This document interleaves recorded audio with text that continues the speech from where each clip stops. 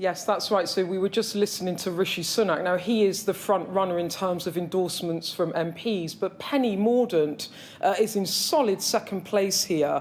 She now has the backing of 25 publicly, 25 MPs, but she has just been given a very big endorsement from a very big beast in the party, former Cabinet Minister, senior MP David Davis, who joins me now to explain why he is backing Penny. So, David, thanks for joining us on Sky News. So why did you take this decision? Well, I've been saying for days, as I've been thinking through the process, what do we need? We need high integrity. We can't afford any more scandals after the last 2 years. She's a woman of incredible integrity. I've known her for years as a minister. We need high competence, got really difficult problems coming on the economic front and other fronts too. And she's formidably competent. I served with her as a cabinet minister. At the great showdown at Chequers, she was both brave, she was on the Brexit side, and she was the most effective person taking part. She's fantastic in the House of Commons. If anybody wants to watch her take on Angela Rayner, they should look on YouTube. It's an amazing performance.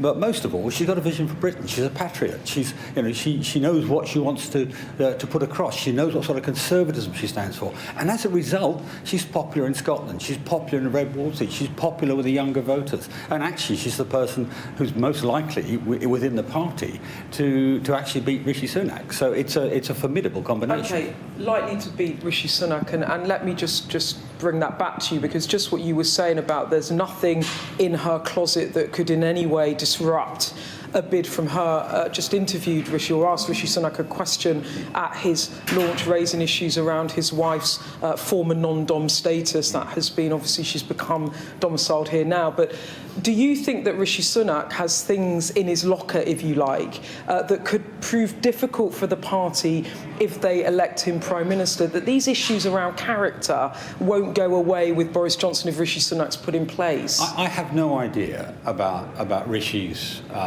backdrop, if you like, his backstory, whatever it is, or indeed any of the others. But what we need to do is to be very clear that whoever we pick, is able to present themselves to the public with no prospect of scandal. And I'm sure that's the case with my candidate.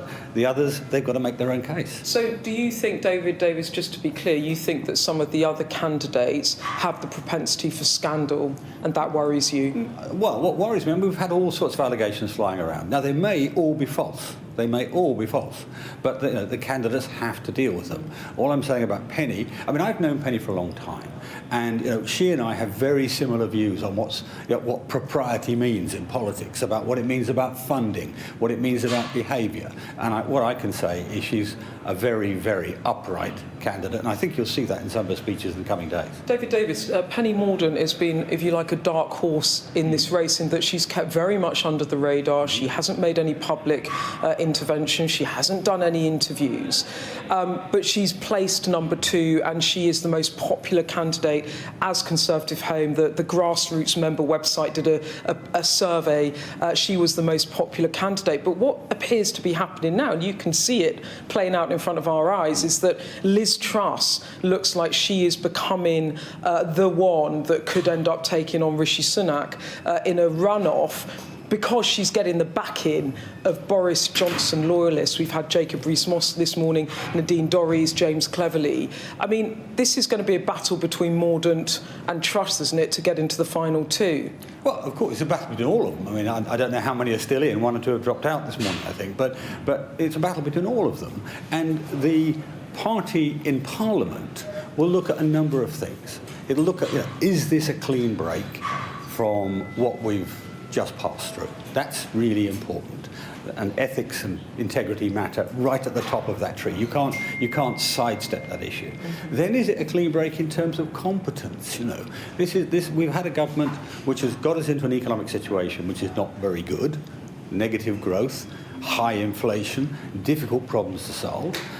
Is it a competence in terms of able to get a passport, or able to get a GP's appointment? We want a government with grip, which means the person who runs it has got to have grip, has got to have the real skills of leadership. Liz Truss she's in one of the great 4 offices of state. She has a grip. What would you say to those MPs that are looking at this and saying, Rishi Sunak is not for me, who do I go for, Penny or Liz? Why would you pick Penny over Liz? Well, you've listed some of the reasons, her appeal to the population at large, but also she's been... So you think you think Liz might have a bit of a gap between appealing to the party, but then to the wider public? I mean, I think Penny's got an advantage in both areas. But as I said, I served with her in cabinet for years. I saw her both on her own issue. She was Defence Secretary at the time, where she was brilliant, on her own issue, but also on the other issues she dealt with around the cabinet. We all talk about all issues, and she was the one who was incisive, clear, had a grip.